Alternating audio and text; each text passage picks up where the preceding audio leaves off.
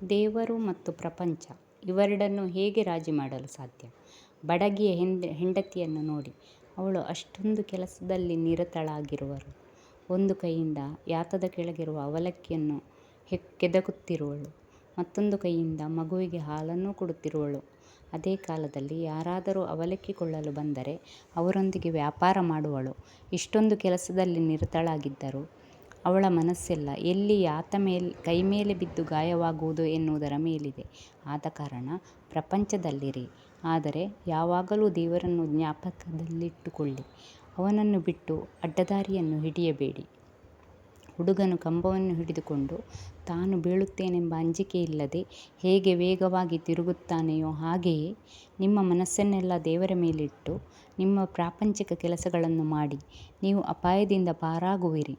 ಹಳ್ಳಿಗಳ ಕಡೆ ಹೆಂಗಸರು ಒಂದರ ಮೇಲೆ ಒಂದರಂತೆ 4-5 ಕೊಡ ನೀರನ್ನು ಹೊತ್ತುಕೊಂಡು ಹೋಗುತ್ತಾ ಒಬ್ಬರನ್ನೊಬ್ಬರು ಮಾತನಾಡಿಕೊಂಡು ತಮ್ಮ ಸುಖ ದುಃಖದ ಕಥೆಗಳನ್ನು ಹೇಳಿಕೊಳ್ಳುತ್ತಾ ಹೋಗುವಾಗಲೂ ಒಂದು ತೊಟ್ಟು ನೀರು ಚೆಲ್ಲದಂತೆ ನೋಡಿಕೊಳ್ಳುವ ಹಾಗೆಯೇ ಧರ್ಮದ ಹಾದಿಯಲ್ಲಿ ನಡೆಯುವವನು ಕೂಡ ಇರಬೇಕು.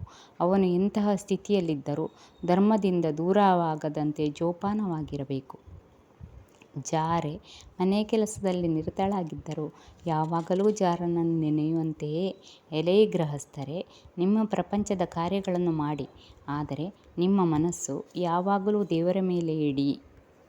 ಶ್ರೀಮಂತರ ಮನೆಯಲ್ಲಿ ದಾದಿಯು ಯಜಮಾನನ ಮಗುವಿನ ಮೇಲೆ ತನ್ನ ಸ್ವಾಧೀನವೇನೂ ಇಲ್ಲದೇ ಇದ್ದರೂ ಅದನ್ನು ತನ್ನದೆಂದೇ ತಿಳಿದು ಪ್ರೀತಿಸುವಂತೆ ನೀವು ಕೂಡ ನಿಮ್ಮ ಮಕ್ಕಳ ಮೇಲೆ ಹಿತಚಿಂತಕರು ಮತ್ತು ರಕ್ಷಕರು. ದೇವರೇ ಅವರ ತಂದೆ ಎಂದು ತಿಳಿಯಬೇಕು. ದಾರಿಹೋಕನು ಒಂದು ಕೈಯಲ್ಲಿ ಕಿಂದರಿ ಬಾರಿಸುತ್ತಾ ಮತ್ತೊಂದು ಕೈಯಲ್ಲಿ ತಬಲ ಹೊಡೆಯುತ್ತಾ ಅದೇ ಕಾಲದಲ್ಲಿಯೇ ಹಾಡುವಂತೆಯೇ, ಎಲೈ ಗೃಹಸ್ಥನೇ, ನೀನು ಕೂಡ ಕೈಗಳಿಂದ ಎಲ್ಲ ಕೆಲಸಗಳನ್ನು ಮಾಡುತ್ತಾ ಹೃತ್ಪೂರ್ವಕವಾಗಿ ದೇವರ ಸಂಕೀರ್ತನೆ ಮತ್ತು ಸ್ತೋತ್ರಗಳನ್ನು ಮಾಡುವುದನ್ನು ಮರೆಯಬೇಡ. ದಾಸಿಯು ತನ್ನ ಯಜಮಾನನ ಮನೆಯನ್ನು ಕುರಿತು, ಇದು ನನ್ನ ಮನೆ ಎನ್ನುವಳು, ಆದರೆ ನಿಜವಾಗಿ ಇದು ತನ್ನ ಮನೆ ಅಲ್ಲ, ಅದಿರುವುದು ದೂರದಲ್ಲಿ, ಬರ್ದವಾನಿನ ನದಿಯ ತೀರದಲ್ಲಿ ಎನ್ನುವುದು ಅವಳಿಗೆ ಗೊತ್ತಿದೆ. ಅವಳ ಮನಸ್ಸಿನ ಆಲೋಚನೆಯೆಲ್ಲ ಅವಳ ಹಳ್ಳಿಯ ಮನೆಯ ಮೇಲೆ. ತನ್ನ ಕಂಕುಳಲ್ಲಿರುವ ಯಜಮಾನನ ಮಗುವನ್ನು ನೋಡಿ, ನನ್ನ ಹರಿ ತುಂಬ ತುಂಟ, ಅಥವಾ ನನ್ನ ಹರಿಗೆ ಇದು ಇಷ್ಟ ಅದು ಇಷ್ಟ ಎಂದು ಹೇಳುವಳು. ಅವಳಿಗೆ ನಿಜವಾಗಿಯೂ ಆ ಮಗು ತನ್ನದಲ್ಲವೆಂಬ ಗೊತ್ತಿದೆ. ತನ್ನ ಹತ್ತಿರ ಬಂದವರಿಗೆ ಅಂತಹ ದಾಸಿಯಂತೆ ನೀವು ಜೀವನವನ್ನು ನಡೆಸಿ ಎಂದು ಹೇಳುತ್ತೇನೆ. ಪ್ರಪಂಚದಲ್ಲಿರಬೇಕು, ಆದರೆ ಪ್ರಾಪಂಚಿಕತೆ ನಮ್ಮಲ್ಲಿರಬಾರದು. ಮತ್ತು ಏಕಕಾಲದಲ್ಲಿ ನಮ್ಮ ಮನಸ್ಸೆಲ್ಲ ಪರಮಾತ್ಮನ ಮೇಲೆ, ಯಾವುದು ಎಲ್ಲ ವಸ್ತುಗಳಿಗೂ ಮೂಲವೋ ಅದರ ಮೇಲೆಯೇ ನೆಲೆಸಿರಬೇಕು. ನಿನ್ನ ಮನೆಗೆ ಸಂಬಂಧಪಟ್ಟ ಕೆಲಸಗಳು ಯಾವುವೂ ನಿನಗೆ ಸಂಬಂಧಪಟ್ಟಿಲ್ಲ. ಇದೆಲ್ಲ ದೇವರಿಗೆ ಸಂಬಂಧಪಟ್ಟಿದ್ದು. ಅವನ ಅಪ್ಪಣೆಯನ್ನು ಪರಿಪಾಲಿಸುವುದಕ್ಕೆ ಬಂದ ಸೇವಕ ನೀನು ಎಂದು ಯಾವಾಗಲೂ ತಿಳಿ. ಈ ಭಾವನೆ ದೃಢವಾದರೆ ತನ್ನದು ಎಂದು ಹೇಳಿಕೊಳ್ಳುವುದು ಯಾವುದೂ ಉಳಿಯುವುದಿಲ್ಲ. ದೇವರ ಮೇಲೆ ತನ್ನ ಮನಸ್ಸನ್ನು ನಿಲ್ಲಿಸಿ ಯಾವನು ಪ್ರಪಂಚದ ಕರ್ತವ್ಯಗಳನ್ನೆಲ್ಲ ಮಾಡುತ್ತಾನೆಯೋ ಅವನೇ ನಿಜವಾದ ಧೀರ.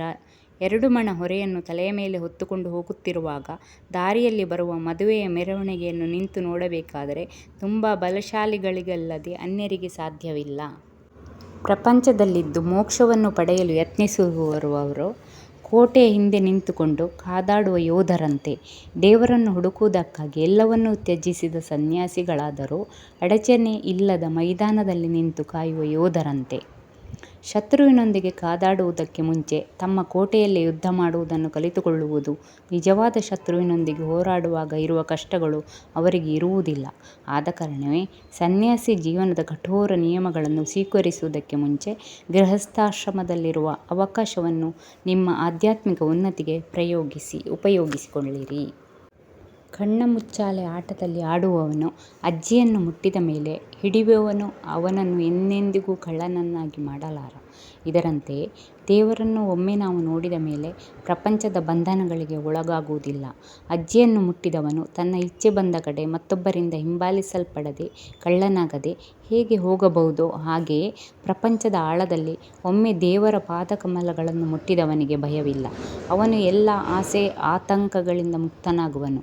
ಪುನಃ ಅವನನ್ನು ಬಂಧಿಸಲಾರದು.